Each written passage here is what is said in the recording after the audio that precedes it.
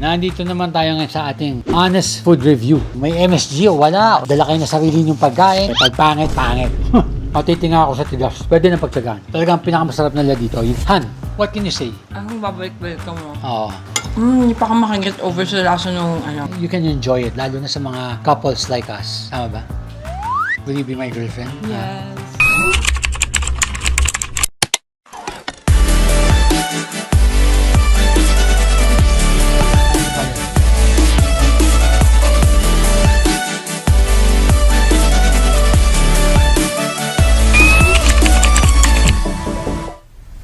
Hi guys! Welcome to Haya Nature Resort.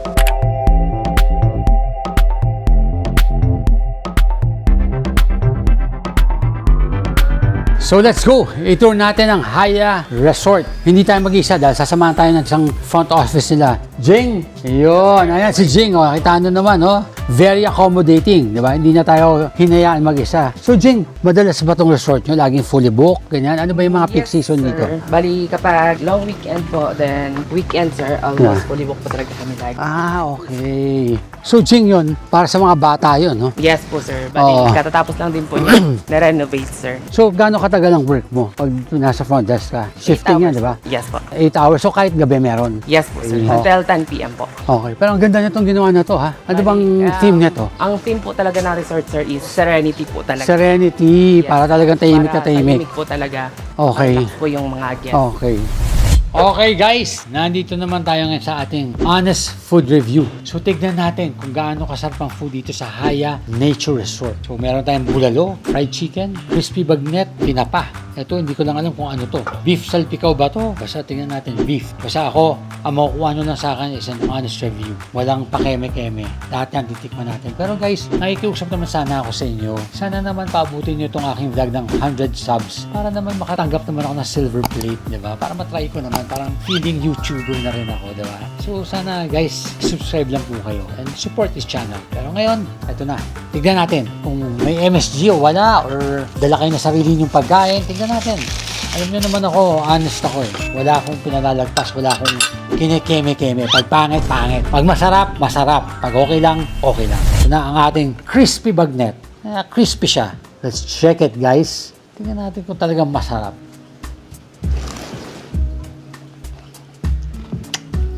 Crunchy. Yun naman. Guys, masarap. Masarap po sabi ko. Pwede siya. Dito sa Haya, hindi ko na-recommend na magdala kayo ng sarili ng pagkain. Kasi masarap. Pwede. Fried chicken. Let's try it. Finger licking good.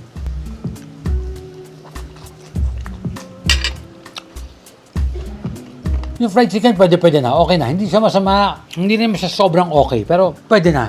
Masarap na rin. Hindi ko masasabing spectacular or oh my God, ang sarap. Pero okay siya. Ito naman tawag dito, beef salpikaw. Medyo matigas. Let's try it. Matigas lang siya, pero let's try it. Ang salpikaw medyo bagsak. Napakatigas. Pero kung gutom ka na, pwede na rin. Matigas lang siya. Isa siya naman, no? Matitinga ako sa tigas, pero pwede na. This is only my honest review, ha, guys, ha? Kasi alam na naman tayo, honest lang tayo lagi. Ayoko kayo bigyan ng false information. Tignan natin ang kanilang bulalo. Di ba, saan ba kilala ang bulalo? Sa Tagaytay. Pero nandito tayo sa Zambales. So, tignan naman natin ang bulalo Zambales. Yun, no? Baka malambot. Let's try it. Here goes. I hope masarap. Pwede na. Masarap naman. Masarap naman pagkakaluto nila. Medyo kulang sa lasa, pero masarap na rin. Pwede na lang. Pero don't expect na yung mga kain nyo dito is parang Tagaytay bulalo. Siyempre, iba pa rin talaga yung Tagaytay bulalo. Masarap talaga yun. Pero ito, pwede na pagtsagaan. Medyo kulang lang yung flavor, pero okay naman siya.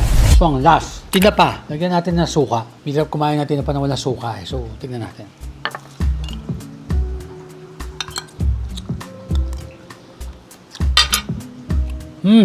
Masarap ang kanilang tinapa. Pero mas may sasarap pa. Pero masarap na rin. Pwede na rin. Pwede rin talaga. Pero if I have a choice, guys, talagang pinakamasarap nila dito, yung crispy bagnet. Yun talagang outstanding. Yung iba, pwede na. So-so, pwedeng improve. Ganon, di ba? May bangaw pa, may langaw pa. Diba? Pero okay na rin. But the salpikaw talaga, guys, para kang kumakain ng gulong. Pwede na rin. I hope may improve pa tong salpikaw. Pwede pang i-improve kasi matigas eh. Pero yung flavor nandun, masarap. Sana improve pa nila na para mas lumambot. So guys, honest review lang to.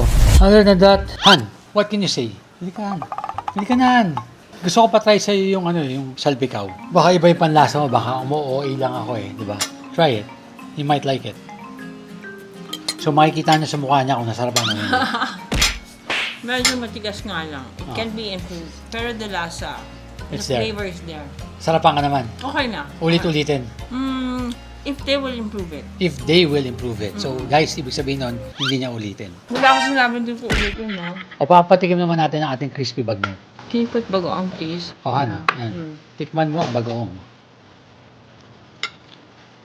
Oh my God, this is so good. O, diba? Sabi ko niya, outstanding yung crispy bagnet eh. Sarap. Diba? Oo nga. Anong babalik-balik ka mo? Oo. Ito chicken nila, fried chicken. Let's dip it sa gravy. Hindi pa ka makaget over sa lasa nung ano. Nung no? Sarap talaga ng bagnet. No, oo, sarap ng bagnet. Champion yung bagnet nila. Okay naman chicken lang. You wanna taste yung toyo tsaka yung tinapa? No, I want this. You want sige. Sila rin gumawa niyan. So, check mo rin kung masarap. Hindi pa inalo lang to. Hindi, sila rin gumawa eh. So, Okay. check mo na rin. Ano? Fresh. Hindi bulok. Hindi, sarap. Okay, so yan guys. So, overall, Han, ano masasabi mo sa food nila? Hindi pa natin-try. So, ikaw magsabi ng overall. Hindi, ito na yung bulalo, try mo na rin. Bulalo is really good because yesterday, yan din yung tinry natin Yeah. over lunch. So, I'm satisfied. So, parang Tagaytay. You cannot compare You can't compare. two specialties in one, diba? Okay, so, so- I think they have their own taste and style. So, 1 to 10. Saan mo nare-rate yung bulalo? This is a 9. 9. Pag-test na. Tagaytay stand, this is something na okay. So, okay naman pala. So, guys, yun. This is our honest review. Masasarap naman yung pagkain nila. And we'd like to thank you, Haya Nature Resort, for providing us this food. Guys, pag nandito kayo, you don't need to bring anything. Siyempre, huwag nyo kalimutan dalhin yung mga damit nyo, di ba? Yun na lang kailangan nung dalhin. Yung mga underwear, ganyan. Huwag nyo kalimutan yun, pati panligo. Pero other than that, wala na kayong kailangan dalhin. You just have to enjoy the resort, the food, Your is company. good. Yeah, and yung company ng partner mo. But don't forget, when you order, please order yung Bagnet Champion yun. Yeah, it's to die Yeah, for. to die for. Yeah. Yun. So, I hope you like this honest review.